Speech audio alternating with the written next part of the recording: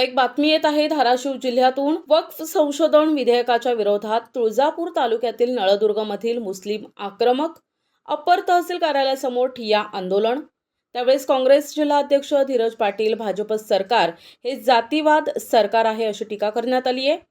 वक्फ board बिलाला समर्थन करणारे काही मुस्लिम संघटन ते मुस्लिम नाही असे आरोप करण्यात आलेत। भैया कसं बघताय या बिलाकडे, कशा पद्धतीने आपण विरोध करताय?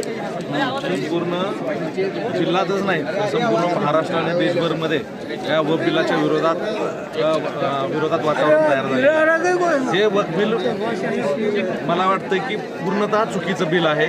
1995 साली ज्यावेळेस PV नरसिंहराव पंतप्रधान असताना हे बिल त्यामध्ये दुरुस्ती केली होती, सुधारणा केलेल्या असताना या ठिकाणी परत आता या ठिकाणी वक्फ बिल आणण्याची गरज नव्हती। या ठिकाणी सांगायचं आहे की तात्पर्य त्या ठिकाणी कलम 14, 15 आणि 16 मध्ये त्यांच्या अधिकारावर गदा येत आहे। त्यांच्या जे काही वक्फ बोर्ड आहे त्यामध्ये गैरमुस्लिम लोक त्यामध्ये घ्या म्हणून या ठिकाणी बिल आहे। बऱ्याच अडचणीच्या गोष्टी आणि नियमामध्ये या ठिकाणी बदल केलेला आहे। म्हणून मी या बिलाचा सर्वप्रथम निषेध करतो। भारताचे आपल्या विरोधी पक्षनेते राहुलजी गांधी, काँग्रेस पक्षाचे जे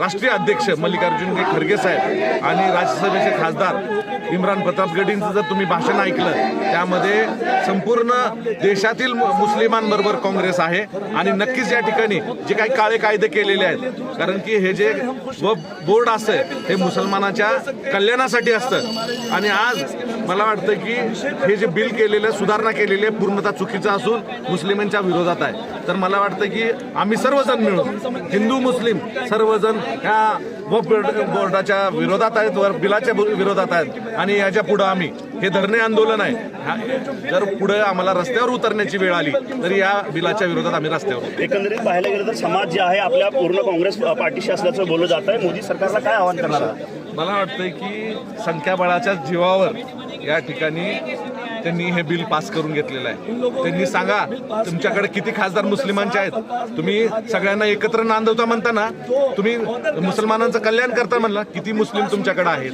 किती मुस्लिम खासदार आहेत, किती मुस्लिम आमदार आहेत? तर मला नुसते ह्या बोलायच्या गोष्टी आहेत। 2014 पासून जातीमध्ये जर कोणी भांडण पेटवत असेल, दलित सुवर्ण असेल, हिंदू मुस्लिम असेल, या ठिकाणी हे भाजप सरकार या ठिकाणी भांडण पेटवत आहे। आणि मला वाटतं की मागच्याच एका लोकसभेमध्ये त्यांनी काय सांगितलं, डॉक्टर बाबासाहेब आंबेडकरांचं नाव कितीदा घेता, आंबेडकर। तुम्ही जर एखाद्या देवाचं नाव घेतलं तर देव प्रसन्न होईल। म्हणजे एखाद्या समाजाविषयी त्यांचं काय मत आहे हे तुम्ही जाणून घेतलं पाहिजे। एका समाजाविषयी असेल, एका जातीविषयी असेल, एकदम जातीवादी भांडणं लावण्याचं काम हे भाजप सरकार। एकंदरीत पाहायला गेलं तर काँग्रेसकडून जे जातीवादी भांडण लावण्याचं काम जे आरोप केलं जातं, एकंदरीत कसं बघताय, कशा पद्धतीने आजचा हा आंदोलन होता? आजचा हा आंदोलन जे आहे ते 2025ला जे वक्फ बिल पास झाला त्या वक्फ बिलाचा निषेध करण्यासाठी होता। आपण जर मागची पार्श्वभूमी बघितलं तर 1985 मध्ये ज्यावेळी हा वक्फ बिल पास झाला त्यावेळी सभागृहामध्ये अटलजींसारखे, प्रमोद महाजनसारखे, अडवाणीसारखे मतब्बर नेते त्या ठिकाणी होते। त्या लोकांनी सुद्धा या वक्फ बिलाला त्यावेळी पाठिंबा दिलेला होता। पण आज मोदी सरकारने फक्त मुस्लिम समाजाला ठेच पोचवण्यासाठी हा जे वक्फ बिल कायदा पास केला आहे त्याच्या निषेधार्थ हा मोर्चा आपण आयोजित केलेला। ही लढाई जी आहे याच्यानंतर कशा पद्धतीने तुम्ही लढणार आहात? आजचे जे मोर्चा जे काढलेला आहे त्याप्रमाणे यानंतर सुद्धा वक्फ बोर्डसाठी वक्फ जे बिल तिने बेकायदेशीर केलेले आहेत पास, त्याच्या विरोधात आम्ही जे आहे मोर्चा आणि जे आंदोलन करून रस्ता रोको करून इथं त्याचा निषेध करण्यात येईल। एकंदरीत पाहिलं तर मुस्लिम समाज जे आहे धाराशिव जिल्ह्यामध्ये पूर्णतः आक्रमक होताना पाहायला मिळत आहे। वक्फ बिल जे आहे आता रद्द करावं अशी मागणी जी आहे जोर धरताना पाहायला मिळत आहे। आता भाजप सरकार कितपत आता या आंदोलन आणि उपोषणाची दखल घेणार हे आता पाहणं तितकंच महत्त्वाचं ठरेल। वक्फ बिलच्या विरोधामध्ये आहे धर्मगुरू आक्रमक होताना पाहायला मिळत आहे। एकंदरीत भाजप सरकारवरती जी आहे टीका केली जाते। एकंदरीत हा बिल विरोध जे आहे या बिलाला विरोध एकंदरीत जे आहे मोठ्या प्रमाणात केलं जात आहे। मुझे बताइए इस तरह से आप आपकी लड़ाई जारी रखेंगे? हम लोग अपने आखिरी सांस तक जो है इस लड़ाई को जारी रखेंगे और कोशिश करेंगे कि हमारी इस लड़ाई के ज़रिए से हुकूमतें हमारे सामने आएँ और इस बिल को वापस लें।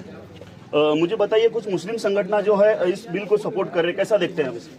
जो मुस्लिम संगठन इस बिल को सपोर्ट कर रहे हैं, हम तो पहली फुर्सत नहीं समझते कि वो हकीकत में शायद मुसलमान है ही नहीं।